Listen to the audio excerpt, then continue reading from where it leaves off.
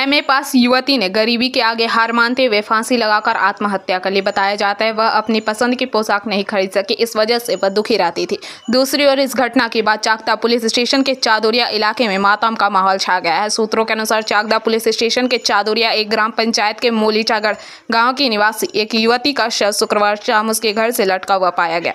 मृतक के परिवार ने आरोप लगाया कि शुक्रवार को युवती ने एक स्थानीय दुकान से एक पोशाक पसंद की, लेकिन युवती की मां, जो गरीबी रेखा से नीचे रहती है, के पोशाक खरीदने के लिए पैसे नहीं थे और इसके बाद शुक्रवार दोपहर के युवती ने अपनी मां के एक रिश्तेदार के घर भेज दिया और खुद को एक खाली कमरे में फांसी लगाकर आत्महत्या कर ली। शनिवार को मृतक युवती का शव चाकदा पुलिस स्टेशन द्वारा पोस्टमार्टम के लिए भेज दिया गया। इस घटना से इलाके में मातम छा गया है।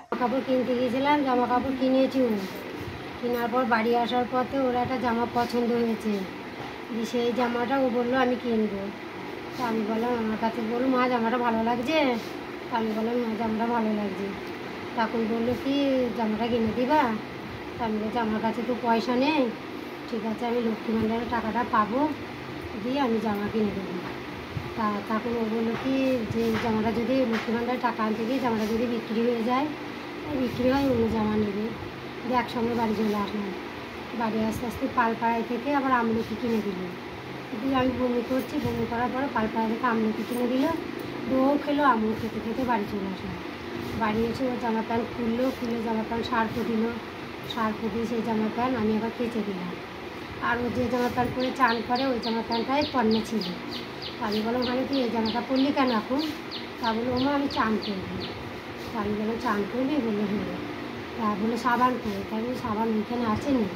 সাবানটা বের করে পৈটির উপরে নামানো, নামানোর পরে তারপরে আমি আবার ওর জামা প্যান্ট যখন খাচ্ছি তখন বললো যে ওর জামা প্যান্টগুলো আরও জামা প্যান্ট বের করলো। বের করে বললো মা তুমি একটু জ্যাঠার বাড়ি যাও, জ্যাঠার বাড়ি একটু ঝামেলা হচ্ছে। চান টান করে বাড়ি এলাম, এসে হসপিটালে গেলাম। হসপিটালে গেলাম তো দুজন বলছে ওকে তো এখন আর দেখা যাবে না, ওকে রেখে দিয়েছি ভেতরে। আমি আবার চলে এলাম বাড়ি। যা হয় অবস্থা। আচ্ছা,